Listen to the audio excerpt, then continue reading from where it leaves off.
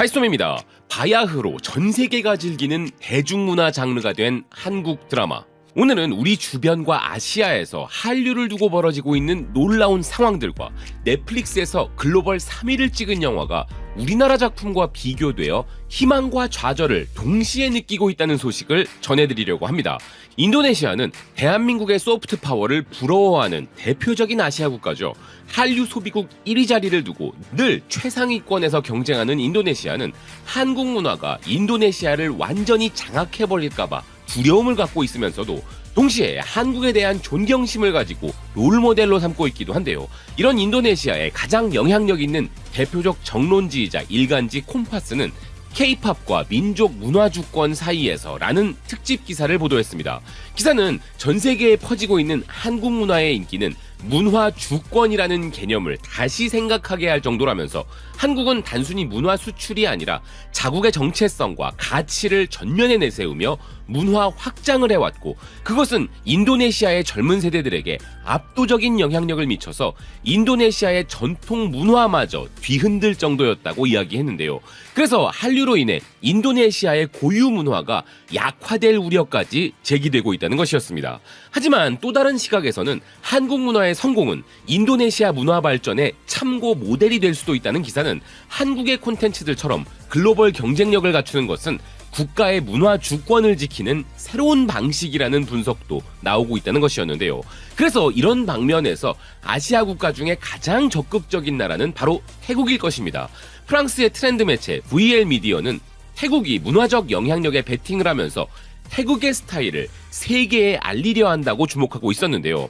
태국은 최근 민관 합동 프로젝트로 K컬처의 성공을 벤치마킹하여 자국 문화를 스타일화하는 소프트 파워 전략을 가동시켰다는 것이었습니다. 태국이 이렇게 한국을 모델로 하여 소프트 파워를 키우는 전략을 내세운 것은 그들의 산업 구조에 따른 절박함 때문인데요. 관광 대국이라는 명성을 가진 나라답게 자국 경제의 어마어마한 비중이 관광에 달려있기 때문에 자국의 관광 산업을 더욱 활성화시키기 위해 문화를 알리는 것보다 좋은 것은 없기 때문입니다.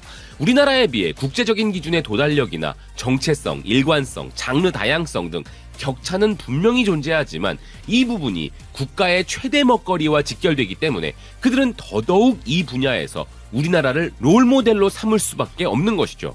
그런데 최근에는 태국이 한국에게 도전장을 던지기도 했는데요. 그것도 우리나라가 세계 최고 수준이라 평가받는 장르에 도전한 것입니다. 그 시도는 바로 태국의 좀비 영화 지암이었는데요. 태국의 옛 이름 시암과 좀비라는 단어를 섞은 언어 유희적인 제목의 이 영화는 7월 9일에 공개되어 현재 넷플릭스 비영어권 영화 순위 글로벌 3위에 올라 있고 우리나라에서도 9위에 오르면서 나름 선전을 펼치고 있는데요. 그런데 이런 블록버스터 대작이 공개되면 자국에서는 압도적인 사랑을 받고 롱런할 것으로 기대되었으나 정작 태국에서는 빠르게 순위에서 밀려 현재 6위에 머물러 있고 1위 자리는 우리나라 영화 84제곱미터가 차지하고 있는 상황입니다. 우리나라에서도 9위라고 하니 많은 분들이 보셨을 것 같은데 이 영화가 나름 흥행 순위에서는 나쁘지 않은 결과를 얻어냈지만 전문가들은 이 영화에 대해 혹평을 하고 있는 상황입니다. 그런데 흥미로운 점은 그냥 별로면 별로다라고 하면 될 것을 그런 혹평 속에는 다름 아닌 한국이라는 그들이 결코 넘을 수 없는 거대한 벽이 거론되고 있었는데요. 태국 입장에서는 과감히 좀비 장르에 도전할 수 있었던 이유가 바로 K-좀비 영화나 드라마 같은 대작이 나오길 바라는 기대 때문이었던 것인데 사실상 한국이라는 거대한 벽을 만나 좌절감을 느끼고 있는 것입니다. 일단 이 영화가 가장 지적받고 있는 것은 진부한 스토리와 빈약한 캐릭터들에 대한 비판이었는데요. 나름 자국 문화에 대한 자긍심을 듬뿍 담아 무에타이 무술과 좀비의 결합이라는 신선함을 가져가 보려고 했으나 이 부분에서 한계가 드러났다는 지적을 받고 있는 상황입니다. 미국의 영화 문학 리뷰 매체 북앤필름글로브 역시도 태국의 전통 무예 전사들이 좀비에 맞서 싸우는 액션 스릴러 지암은 시도 자체는 독창적이었지만 설정이 진지하지 않아서 한계를 드러내버렸다고 평가했는데요. 또 다른 리뷰 매체 위온뉴스도 무에타이와 좀비가 나온다는 것만으로도 이미 예측 가능한 스토리라면서 진부하다고 평가했습니다. 그러면서 이 기사는 이 영화가 러브스토리를 담으려던 부분에서도 한국의 세계적인 좀비 영화 부산행의 수준을 보여주지 못했다면서 부산행은 가족 간의 애틋한 이야기를 매끄럽게 녹여내며 몰입도를 높인 반면 지암은 이런 부분을 보여주지 못했다는 것이죠. 심지어 태국의 리뷰 매체들조차 이 영화를 한국과 비교하고 있었는데요. 태국 매체 4게이머스는 빈약한 스토리와 불완전한 대본에 더해 많은 액션 장면들이 이상해 보여서 안타까웠다고 평가하면서 한국 영화 부산행처럼 때로 몰려드는 좀비들과 싸워야 하는 씬에서 다양한 연출적 부분들과 긴박함이 부족했고 심지어 비현실적인 장면들까지 있어서 개연성도 아쉬웠다는 것이었습니다. 무에타이 전사가 좀비를 맨손으로 다 때려잡는다는 설정. 이건 우리로 치면 태권 소년이 좀비를 물리친다는 것과 유사한 상황인데 이런 건 확실히 현실성을 떨어뜨릴 수밖에 없죠. 영화란 것은 자국 문화의 독창성을 대놓고 홍보하는 캠페인이 아니라 시청자들에게 즐거움을 줘야 하는 것이기에 이런 비판은 피할 수 없을 것 같은데요. 그리고 해외 주요 리뷰 매체들은 이 영화를 아주 대놓고 K-좀비와 비교하고 있었습니다. 미국 리뷰 매체 페이스 매거진은 좀비 영화라는 장르에서 더 이상 100% 새로운 것은 없기에 신선함을 만들기는 어렵다면서 태국 영화 지암이 선보인 무에타이와 좀비의 대결 설정은 이미 1980년대 홍콩 코미디 쿵푸 좀비에서부터 시작된 것으로서 신선함을 전혀 기대할 수 없었던 설정이라고 비판했는데요. 그리고 분명 이 영화는 한국 영화 부산행에서 영감을 받은 것으로 보이지만 부산행과 같은 부분들을 전혀 살리지 못했다고 혹평했습니다.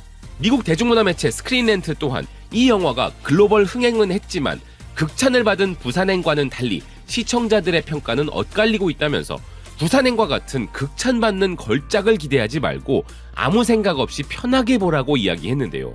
그리고 리뷰 플랫폼 IMDb에 올라온 시청자들의 평가에서도 부산행은 계속 등장했습니다. 그들은 이런 반응을 보였는데요. 좀비물의 열렬한 팬으로서 한국 영화 부산행에 비하면 아무것도 아니었지만 나름 시작은 훌륭했다. 부산행은 정말 재미있었지만 이 영화는 정반대였다. 게다가 어떤 매체는 부산행을 흉내만 냈을 뿐 역부족이었다는 혹평까지 쏟아냈고 이거 볼 시간 있으면 부산행을 한 번 더 보라는 잔인한 평가까지도 등장했습니다.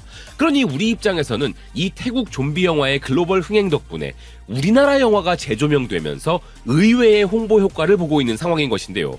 리뷰 전문 블로그 미비는 지난 10년 동안 전 세계 영화 제작자들이 좀비 영화를 좀 더 신선하고 의미 있게 만들고자 독창적 소재를 찾아 헤맸지만 이는 상당한 난제였는데 그런 시도들 중에는 좀비 장르에 활력을 불어넣은 사례도 있다면서 그것이 바로 좀비 영화의 기준점이라 할 수 있는 부산행이며 태국 영화 지암은 거기에 도전한 것이라 이야기했습니다. 그래서 지암은 결국 그 기준점에 도달하지는 못했지만 그냥 가볍게 볼 만한 작품이라 평가하고 있었는데요. 이 리뷰가 이야기한 것처럼 우리가 기준점을 세웠다는 이 부분, 그런데 우리나라가 정말 대단한 이유는 대중문화의 기준점을 세우기만 한 게 아니라 우리는 그것을 계속 상향시키고 있기 때문입니다. 그래서 이전 같았으면 충분히 호평받았을 작품도 우리가 이미 세워놓은 기준 때문에 다른 평가를 받게 되는 것이죠. 이미 우린 한국 좀비를 봐버렸어 라고 말하는 관객들이 전 세계에 존재하기에 한국을 꿈꾸는 국가들에게 이 기준점은 그들의 꿈인 동시에 좌절인 것입니다. 미국의 비평 매체 DMT 역시도 좀비 강국 한국에 대한 이야기로 지암을 비판하고 있었는데요. 감정적으로 공감을 불러일으키는 좀비 영화로는 나는 전설이다를 꼽을 수 있고 지난 몇 년 동안 월드워 Z나 라스트 오브 어스 등의 작품도 있었지만 아시아의 보석인 부산행을 잊지 말아야 한다는 이 기사는 좀비는 이미 과포화 상태에 도달한 장르이기 때문에 더 이상 새로울 것이 없는 이 장르에서 살아남기 위해서는 한국 드라마 킹덤처럼 미묘한 차이를 가져오지 않는 한 결코 성공할 수 없다고 이야기했습니다. 그래서 영화 지암도 한국이 가족 이야기를 환상적으로 만드는 것처럼 태국만의 스타일을 살렸어야 했다고 이야기했는데요. 즉, 한국처럼 못하면 답이 없다는 것입니다. 한국처럼 가장 개인적인 이야기에 보편적 메시지를 담아 고품질의 작품으로 만들지 못하면 답이 없다는 것이죠. 그저 아시아의 이국적인 문화를 살짝 보여주는 것으로는 안 되고 자신만의 특별한 것을 진정성 있게 담아야 한류와 같은 문화적 영향력이 만들어진다는 것인데요. 그리고 우리는 이 좀비 장르에서 전 세계적인 팬을 확보한 또 하나의 좀비 드라마 지금 우리 학교는 보유국이기도 하죠. 최근에는 지금 우리 학교는 시즌2의 제작 돌입 소식이 들려오면서 전 세계의 좀비 호러물 팬들과 K-드라마 팬들이 열광하고 있는데요. 전 세계의 지우학 매니아들은 왜 이렇게 오래 걸렸냐는 푸념과 함께 그래도 나오는 게 어디냐라는 행복한 기대를 동시에 하고 있는 상황입니다. 어쨌든 한국이란 거대한 벽에 부딪혀서 가혹한 평가를 받은 영화 지암. 이 태국 영화를 통해 우리나라의 우수한 작품들이 다시 조명받고 있고 그 작품들이 얼마나 대단한지를 전 세계가 스스로 기억해내고 있으며 우리나라는 사실상 그 영화와 아무런 관련조차 없음에도 불구하고 갑자기 우리가 그 분야의 세계적 기준점으로 존재해왔음을 우리 모두가 다시 알게 되었기에 한없이 고마울 따름입니다. 시청해주셔서 고맙습니다. 또 뵙겠습니다.